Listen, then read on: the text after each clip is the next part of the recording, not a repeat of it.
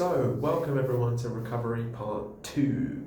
Now, Dr. Bill Hetler in 1976, the co-founder of the National Wellness Institute, identified 6 dimensions of wellness. The module comprises of the 6 key elements of wellness as occupational, physical, social, intellectual, spiritual, and emotional. The implementation of rest, refuel, and regenerate exercise recovery strategies will work to complement and enhance multiple wellness dimensions, such as the ones outlined. So, although like many trainers, aren't qualified to assess and attempt to provide strategies on all 6 dimensions, it's important to understand, the effect that proper recovery strategies may have on one or more of the domains of overall wellness. So occupational wellness focuses on a person's work and their attitude towards it. So an individual will only be content with their occupation if that career aligns with their personal interests, morale, and political beliefs and values. Physical. The benefits of physical wellness have been well documented and include nutrition, hydration, and physical activity components.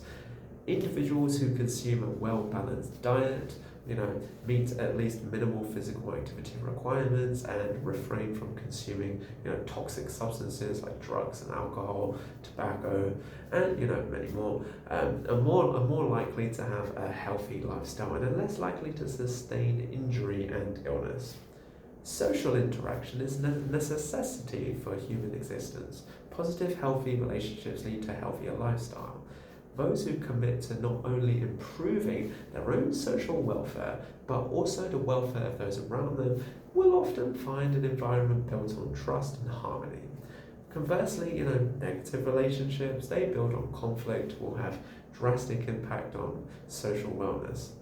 Intellectual education. So education and creativity are the key developments to an individual's consistently challenge their own beliefs, are open to new ideas, encourage creative thinking, and who are strategic in problem solving, planning, are less likely to report stress and conflict. Just like the need for continuous physical activity, human minds need constant positive stimulus to maintain intellectual wellness. Spiritual. So intolerance and a closed-minded perspective are 2 of the biggest detriments to spiritual wellness. Those who consistently question their own existence, values, and beliefs, while at the same time are tolerant and open to other individuals, spiritual beliefs have a deep appreciation for the universe.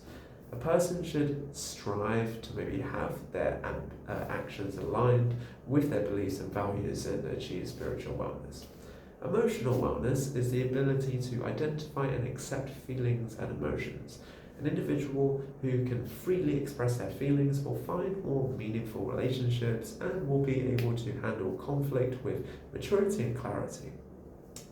Emotional wellness is a person's ability to accept other individuals' feelings while understanding and responding to their own feelings. The principles, of the recovery and integral to the overall wellness of an individual.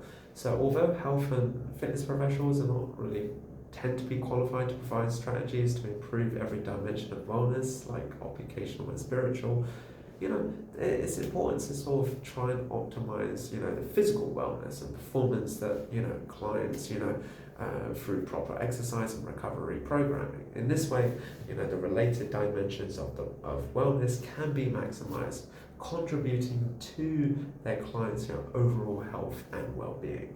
So with this part 2 of recovery, it's important that, if you're a coach, if you're a trainer, to try and stay in your own scope of practice. I mean, in everyday world, I'm not telling you what to do and what not to do, but maybe if you're not educated on one particular area of overall wellness, maybe don't go into it and just focus on your strong suits and what you're actually qualified and knowledgeable and educated to actually talk about.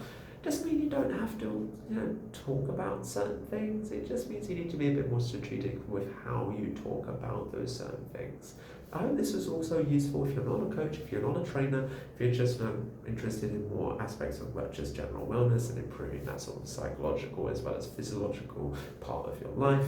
These are sort of different areas that you can focus on and maybe try and find areas within each of these sort of subcategories of overall wellness that you can maybe perhaps focus on and, to improve your overall wellness. Now, if you have any questions on these different subcategories of overall wellness, and I'm not saying that every one of these needs to be on point for you to be happy. That's not what I'm saying, but this is more like an example model of achieving optimal overall wellness in an individual. So again, bit individual specific, and I'm not saying you can't be happy or anything like that. You can definitely be happy still, but it's important to consider these different areas and different subcategories if you're wanting to really try and sort of optimize and maximize your overall wellness. Hope you enjoyed. If you have any questions, feel free to put in a comment below. That's the end of recovery part 2.